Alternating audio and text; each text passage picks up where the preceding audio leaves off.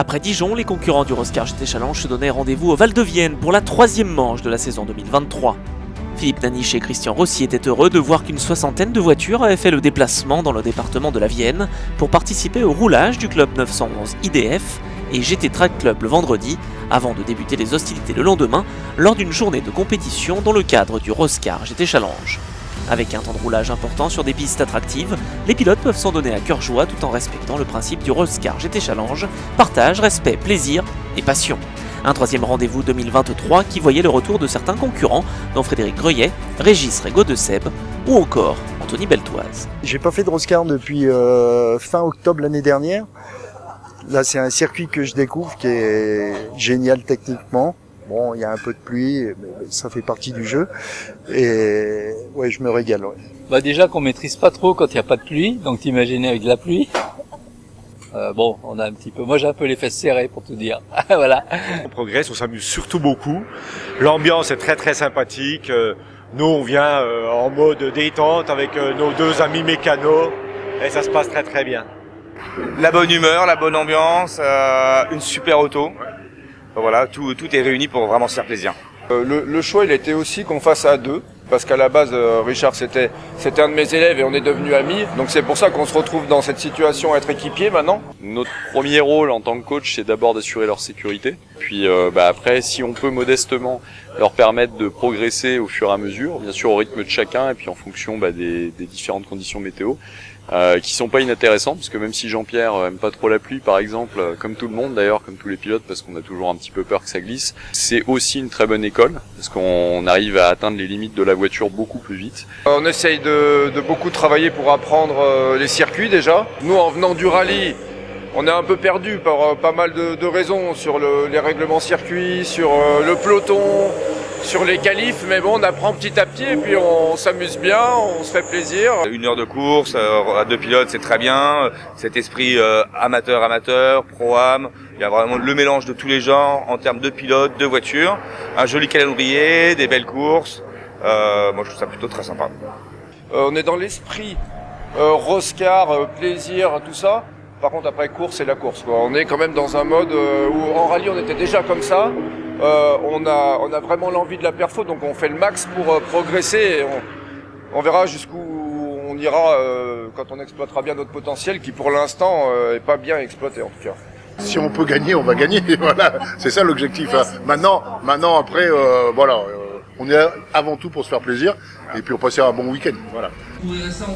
Traditionnel rendez-vous de début de journée, le briefing dispensé par Philippe Naniche et Pascal Mangiapan permet aux concurrents de passer en revue les règles essentielles de sécurité avant de se lancer à l'assaut du chrono lors des 2 séances qualificatives de 10 minutes afin de se placer au plus haut sur la grille de départ. À bord de sa 992 Cup, de l'équipe 911 Impact engagée en R1, c'est Anthony Beltoise qui s'est montré le plus rapide en 1:35 531. Il partira depuis la pole position lors de la première course devant Carl Van de Vostin sur sa toute nouvelle Porsche 992. Meilleur temps en R2, Thomas Badel a devancé Thomas Winkler et Damien Roche.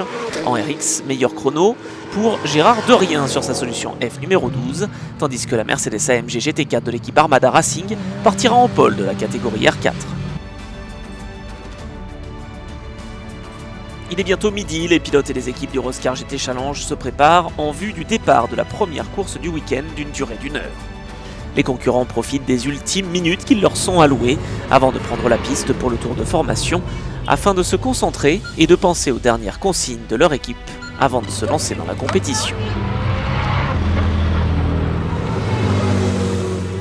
Jean-Luc, c'est pour toi.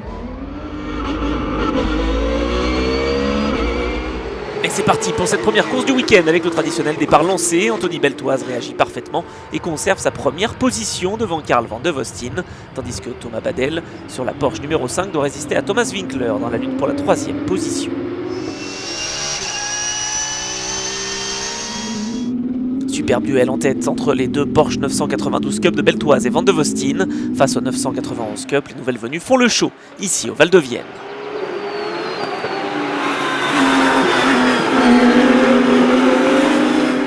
On retrouve Sébastien Dezoal en embuscade derrière Thomas Winkler.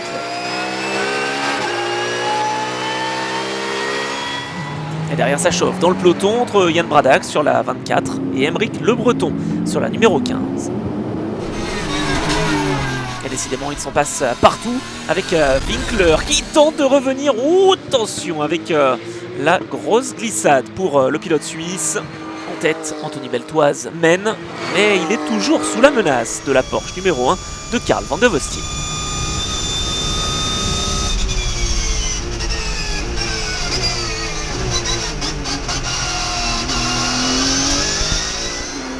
À la faveur des dépassements des voitures engagées dans les autres catégories, notamment la Mercedes GT4 leader en R4, Anthony Beltoise commence à augmenter son avance en tête de course sur son adversaire principal.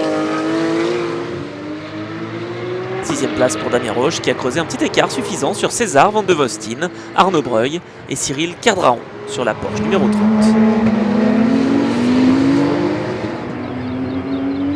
Kerdraon justement sur la Porsche de l'équipe Extreme Racing qui attaque fort dans 6 tours pour dépasser successivement Arnaud Breuil et César van der Voestin ici même. Superbe manœuvre de la part du pilote Extreme Racing au virage du Buisson. Van der Voestin n'a rien pu faire. Alors que l'on s'approche de la fenêtre d'arrêt au stand, Thomas Winkler sur sa Porsche 991 Cup continue de résister à Sébastien Dezoal. Le Suisse doit finalement céder au 12e tour face à la 992 engagée en R1. Un show en piste apprécié comme il se doit par les spectateurs venus au Vigan. Autre beau spectacle, le ballet d'arrêt au stand obligatoire à partir de la 25e minute de course. Les équipes sont à pied d'œuvre pendant cette phase d'1 minute 50 où les pilotes effectuent pour la plupart un passage de relais à leur équipier.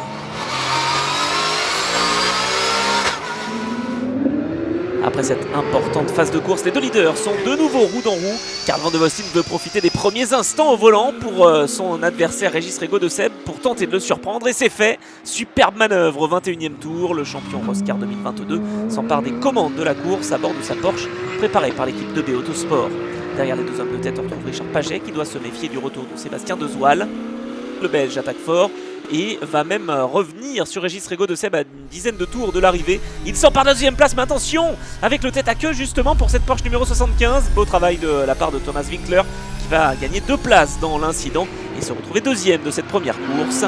Devant aucun problème pour Karl van der Voestin, déjà vainqueur en 2022 au Val de Vienne et qui se dirige vers une nouvelle victoire devant Thomas Winkler et Sébastien Dezoal qui va finalement réussir à remonter sur le podium de cette première course.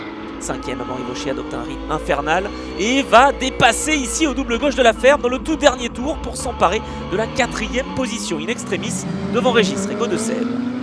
Quelle première course au Val de Vienne, les pilotes Roscar s'en sont donnés à cœur joie et nous aurons régalé pendant cette première heure. Retour au stand pour débriefer et se remémorer des belles passes d'armes que l'on a vues en piste. Confirmation des résultats, victoire en R2 pour Thomas Winkler, Gérard Dorien s'impose en RX, Jérémy Guillotin et Tony Devallière s'illustrent en R4 à bord de leur Mercedes, tandis que la victoire au scratch et en R1 revient à Karl van der Voestin à bord de sa toute nouvelle Porsche.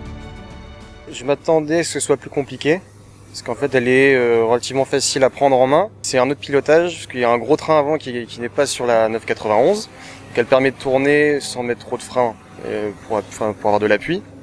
Donc ça c'est quelque chose à prendre en compte.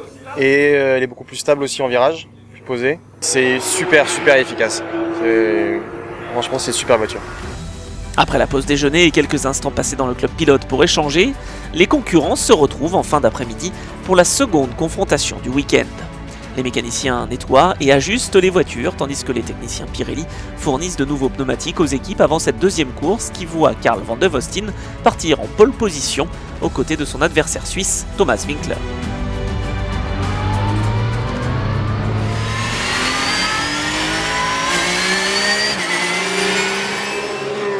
Le vert est agité, c'est parti pour une nouvelle heure de course sur le circuit du Val de Vienne. On va retrouver tous les protagonistes de cette première confrontation, alors que Sébastien Dezoal est lui en embuscade derrière les deux leaders, Karl van der Voestin et Thomas Winkler. Le trio de tête s'échappe déjà, suivi par la meute des voitures engagées en R2, RX et R4. Sur la toute nouvelle 992 Cup, van der Voestin semble très à l'aise. Attention tout de même à Thomas Winkler, toujours incisif à bord de sa Porsche 991 Cup.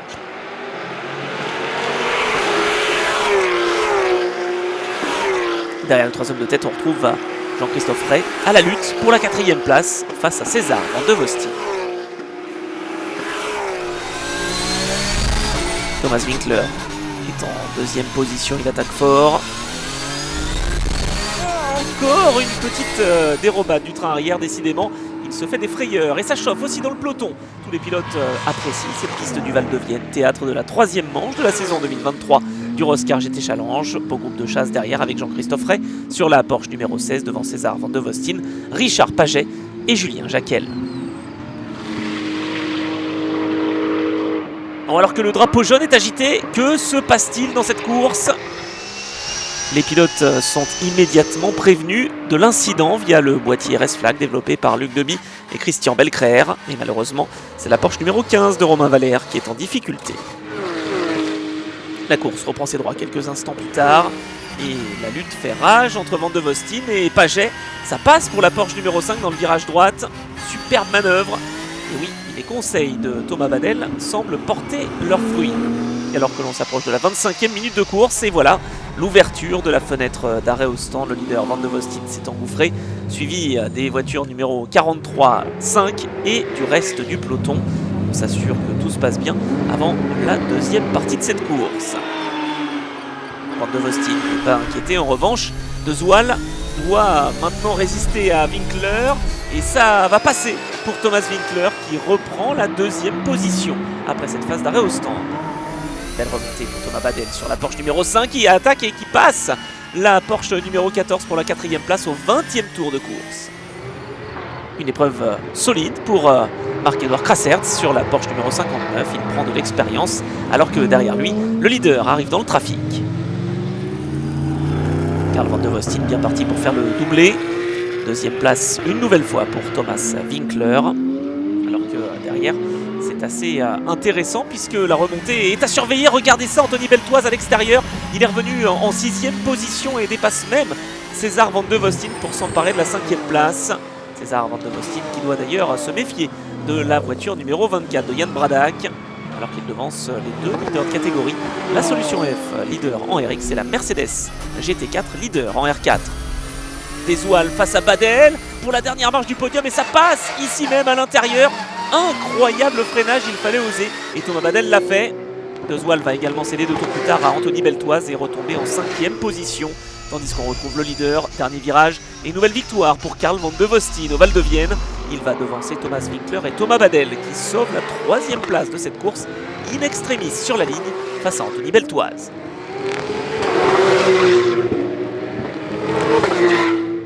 Les pilotes sont de retour au stand après de belles luttes en piste qui nous ont régalé. Tout cela dans la bonne entente et le fair play. Bravo à tous. Au cumul des 2 courses, Carl Van de Vostin s'impose en R1 et au général devant Thomas Winkler, vainqueur en R2. En R4, la Mercedes de Tony Devallière et Jérémy Guillotin s'illustre. Enfin, la victoire en RX revient à Gérard Derrien sur la Solution F numéro 12. Alors, ce que je retiens de ce week-end, c'est que nous avons eu le plaisir d'accueillir de nouvelles voitures. Très très belles nouvelles voitures, avec notamment 3 992 Cup. Elles étaient annoncées depuis déjà quelques temps, mais là nous les avons eues et ça a donné une très belle bagarre, mais en même temps avec des courses limpides, sans accrochage. On a eu 2 bacs, mais en tout et pour tout. Aucun accrochage, aucune sortie de piste violente. Donc week-end très satisfaisant, des courses comme je les aime. Tout le monde a vraiment apprécié ce week-end de quiétude au Val de Vienne, dans une région très tranquille. Eh bien la course a été très tranquille aussi, mais très sympa, et j'en redemande. Et nous aussi on en redemande, et ça tombe bien puisque les concurrents se donnent désormais rendez-vous les 10 et 11 juin sous le soleil du Castellet. Mais avant de s'y rendre, place au traditionnel podium récompensant les vainqueurs des différentes catégories. En attendant les prochains résumés, si vous souhaitez obtenir plus d'informations ou vous inscrire pour participer aux compétitions, n'hésitez pas à visiter le site roscar.fr ou la page Facebook Roscar GT Challenge.